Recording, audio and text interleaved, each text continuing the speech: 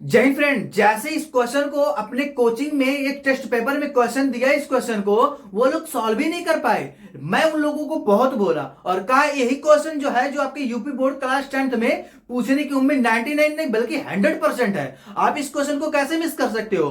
तो उन्होंने कहा सर ट्रिक के माध्यम से बता दीजिए। तो ठीक है दोस्तों, आज आपके लिए ट्रिक के माध्यम से इस क्वेश्चन को सॉल्व कराते हैं और आपको बताएंगे कि कैसे अपने बोर्ड एग्जाम में ट्रिक से इस क्वेश्चन को सॉल्व करेंगे। तो चलिए शुरू करते हैं इस क्वेश्चन को। और यही क्वेश्चन है जो अब की बार एग्जाम में पूछने का चांस 100% बनना है। ठीक है, तो चलो हम और आप मिलकर के इस क्वेश्चन को सॉल्व करते हैं। यहां पे आप देख पा रहे हो, कह रहा है 3 कलम और 2 पेंसिल का मूल्य 39 रुपया है। अगर आप दुकान पे जा रहे हो, वहां पे पूछ रहे हो, वहां कह रहा है वो कि 3 कलम और 2 पेंसिल लोगे अगर हमसे तो हम आपसे 39 रुपया लेंगे। फिर कह रहा है एक और बात, अगर 2 कलम और 3 पेंसिल ले लोगे, यहाँ पे देखो, यहाँ पे 3 कलम था, यहाँ पे 2 कलम है, यहाँ पे 2 पेंसिल था, यहाँ पे 3 पेंसिल है। अब बात समझिए, आप कह रहा है 3 कलम और 2 पेंसिल लेंगे तो आपसे हम 39 रुपया लेंगे। लेकिन अगर 2 कलम लेंगे और 3 पेंसिल ले लेंगे तो हमको 46 रुपया देना पड़ेगा। बात समझ पा रहे हो इसको? तो हमें बता दो एक कलम और एक पेंसिल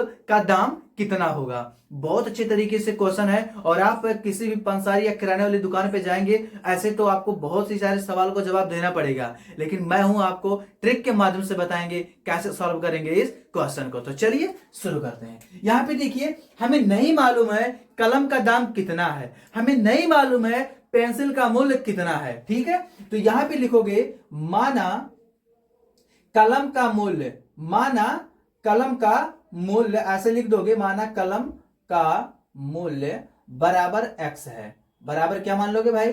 x है। क्या मानोगे? x है। और जो पेंसिल है, पेंसिल, तो जो पेंसिल है, पेंसिल का मूल्य आप कितना मानोगे?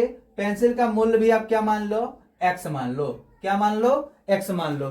तो आप कहोगे सर दोनों x क्यों मान ले? जी हाँ दोस्तों, आप सही सुन रहे हो। तो पेंसिल का मूल्य क्या मानोगे आप? y मानोगे। क्या मानोगे?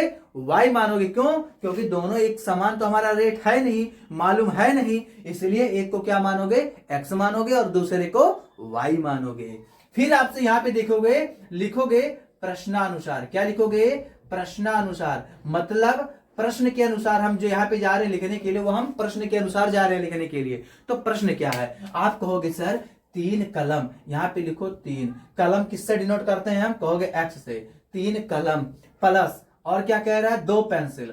2 पेंसिल का दाम किससे डिनोट कर रहे हैं? तो कहोगे y से। आप लिख दो y बराबर कितना है? कहोगे 39 रुपया है। कितना रुपया है? कहोगे 39 रुपया है। फिर कहो और क्या है बताओ हमको, तो कहेगा दुकानदार 2 कलम, तो यहां पे लिखोगे 2 कलम यानी 2x। और क्या कह रहा है? 3 पेंसिल, प्लस कर दो भैया 3 पेंसिल। दोनों का मूल्य बोल रहा है कितना है? तो बोल रहा है 46 रुपया। कितना है? 46 रुपया। बहुत अच्छे तरीके से समझ रहे हो आप। यहाँ पे कहोगे समीकरण 1 मान लिए, इसको समीकरण 2 मान लो। आप इसको समीकरण 1 मान लो और इसको समीकरण 2 मान लो।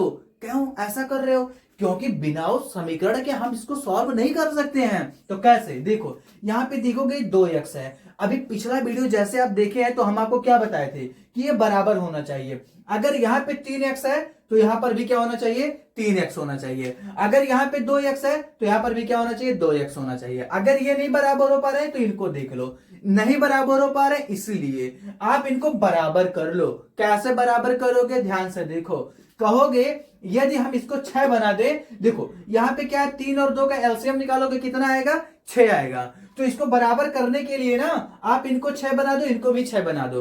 तो कहोगे सर अगर हम इनको 6 बनाना है तो क्या करना पड़ेगा? 2 से गुणा करना पड़ेगा। तो लिखोगे ऐसे समीकरण, क्या लिखोगे? समीकरण 1 में 2 से गुणा करने पर, क्या करने पर भाई? 2 से गुणा करने पर, ऐसे आप लिख देना भाई। तो क्या कहोगे आप? कहोगे समीकरण 1 क्या है? तो समीकरण 1 है 3x प्लस में 2y, ये बराबर में क्या था? 39 था। यहां पे 2 से हम गुणा करे हैं तो यहां पर भी हमें 2 से गुणा करना पड़ेगा। ठीक है, जैसे इसको सॉल्व करोगे तो आएगा 2 3 6x प्लस 2 दूना 4y बराबर, जैसे आप 2 का मल्टीप्लाई करोगे 39 में तो कर लो, 2 9 से 8 होगा, 2 3 जा 6 और 1 7 आएगा, यानी 78 यानी 78 आएगा। इसे मान लो आप समीकरण नंबर 3 मान लो। क्या मानोगे? समीकरण नंबर 3 मानोगे। अब ये आपको एक काम और करना है, ये तो 6x तो हो गया, अब हमको किसको 6x बनाना पड़ेगा, इस 2x को क्या बनाना पड़ेगा 6x, यानी कि समीकरण 2 का जो 2x लिखा है उसको क्या बनाना है 6x बनाना है। तो कहोगे समीकरण समीकरण 2 में 3 से गुणा करने पर, कितने से गुणा करने पर, आप कहोगे 3 से गुणा करने पर। चलिए भाई यहां पे जो हमारा समीकरण नंबर 2 क्या था, तो कहोगे 2x प्लस में 3y, 2x प्लस में 3y बराबर में क्या था 46 था। यहां पे क्या करना है भैया, किससे गुणा करना है, कहोगे 3 से। तो किससे गुणा करना है भाई, तो कहोगे 3 से। ठीक है, अब आगे हम आपको समझाने का प्रयास करते हैं। यहां पे आप देखोगे तो कहोगे 2 तिया, तो कहोगे 6x होगा, कितना होगा 6x होगा, और 3 त्रिक का कितना होगा 9y होगा, कितना होगा 9y होगा, बराबर। आप देखोगे यहाँ पे 3 छक कहोगे 18, और कहोगे 3 चौके कहोगे 12, एक हासिल कितना आ जाएगा, तो कहोगे 13, कितना आ गया 138 आ गया, क्या आ जाएगा 138। इसको समीकरण नंबर कितना मान लो, कहोगे 4 मान ले। अब यहाँ पे देखोगे जो हमारा समीकरण 4 है और जो हमारा समीकरण क्या है 3 है, ये दोनों क्या लग रहे हैं, बराबर लग रहे हैं, सभी नहीं बराबर लग रहे हैं। ये जो हमारा x की वैल्यू है क्या लग रहा है, बराबर लग रहा है। अब आप कर दो क्या,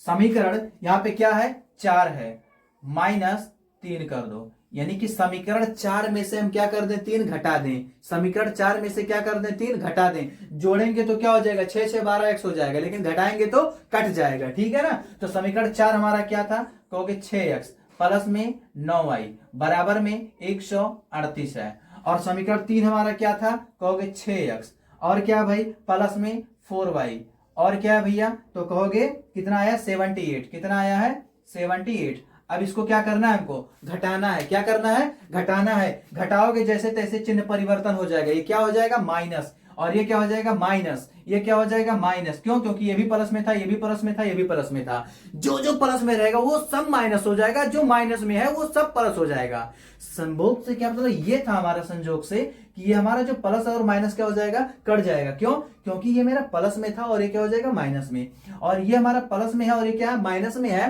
तो कहोगे कि 9y में से 4y घटाओगे तो कितना आएगा, कहोगे 5y आएगा, कितना y आएगा, तो कहोगे 5y आएगा, बराबर। जब इसको घटाओगे तो 8 में से 8 जाएगा तो कहोगे 0 बचेगा, 3 में से 7 नहीं जाएगा, 13 में से 7 जाएगा तो कहोगे 6 बचेगा, कितना बचेगा 6 बचेगा। y की वैल्यू यदि आप निकालोगे तो 60 बटा में कितना हो जाएगा 5 हो जाएगा, यानी y की वैल्यू कितनी आ जाएगी, आप कहोगे 12 आ जाएगा, कितना आ जाएगा 12 आ जाएगा। y का मान चाहे आप समीकरण 1 में रख दो, चाहे 2 में रख दो, चाहे 3 में रख दो, या फिर समीकरण चाहे 4 में रख दो, x की वैल्यू निकल जाएगी, आपकी मर्जी। तो चलिए हम आपको दिखाते हैं y का मान समीकरण 1 में रखकर।